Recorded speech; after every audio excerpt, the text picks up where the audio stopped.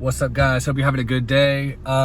It's Friday. That means we got some new rap releases. Not too much, but one that I definitely have to talk about is the new Nardo Wick album / mixtape, whatever you want to call it. Who is Nardo Wick?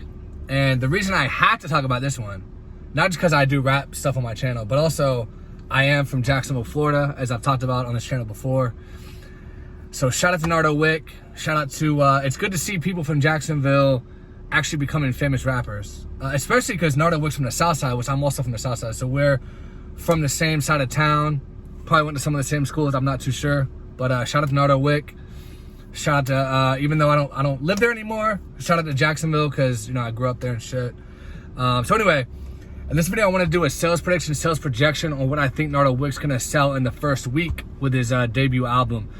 And the thing about debut albums is they're always kind of tricky, especially someone like Nardo Wick, you know what I mean? Like, because he does have a hit, you know what I'm saying? Like, he did put out that song with all the Chicago rappers on it, and then plus 21 Savage, Who Wants Smoke? I think that's what it's called, right? Who Wants Smoke? Yeah,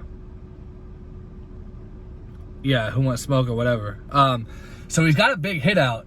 Now the song, I did notice on the charts that the song was kind of dipping a little bit. So like, there's like two kind of hits, you know what I mean? Like, you have some hits that they hit the top 10, right? And they stay in the top 10 for months and months and months, and they just stay there, and people just keep fucking with it. And then you have hits like Nardo Wick's Who Wants Smoke, or what, I think that's what it's called, man. I hope I'm saying it right. Yeah, Who Wants Smoke.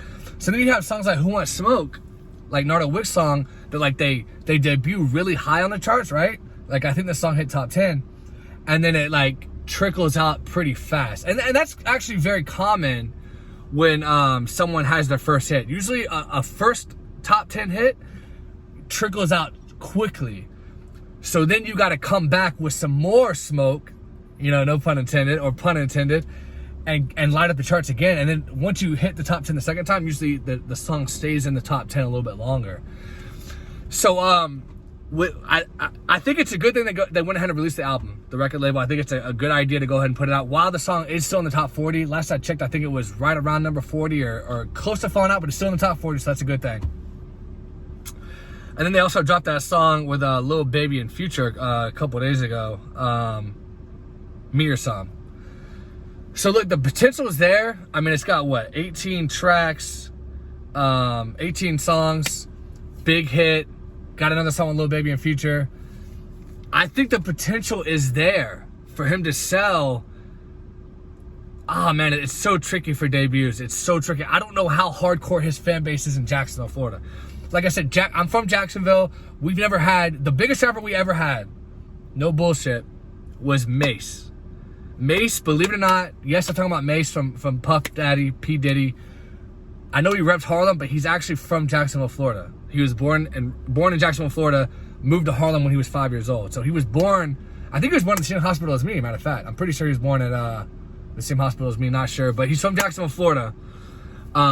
He just never repped it. So it's good to see people getting big from Jacksonville and repping it, but I don't know, it's so hard. I don't know exactly what level Nardo Wick is at yet.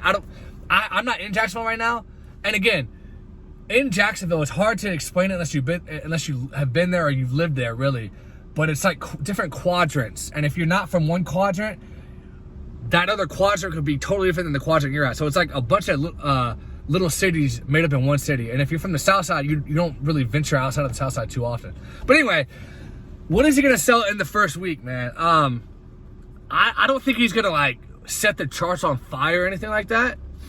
But I mean, he's got that huge Lyrical Lemonade video with the Who Wants Smoke video. So he's doing some numbers. I think realistically, I think it could do up to maybe 35K.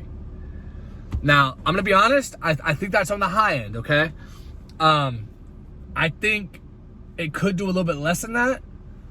But I don't think it's gonna go under 20K. I mean, I think probably gonna do around 30 to 35. It could hit 40, and listen, if his fan base is like super strong and I'm not even aware of it, like let me give you a little comparison. ESTG recently dropped his debut album, and he had mixtapes before that, but debut album, and that debuted at number 7 on the charts. And he dropped that in the middle of the week, and I think he sold around 40K. So I think him and Nardo Wick could do similar numbers. That's what I'm thinking though. I'm thinking like 30 to 35K. It could be a little bit less. It could do around 20K. But I'm going to give him the benefit of the doubt. I'm going to say, look, he's a new artist. People are fucking with him. He has a top 40 hit. So I'm going to say 30 to 35K. That's my prediction, guys. Tough one to predict for a debut, so I could be wrong on this. But that's what I'm thinking. Let me know in the comments what you think it's going to sell in the first week. Please subscribe if you haven't. Drop me a like. I'd really appreciate that. And I'll talk to you guys later.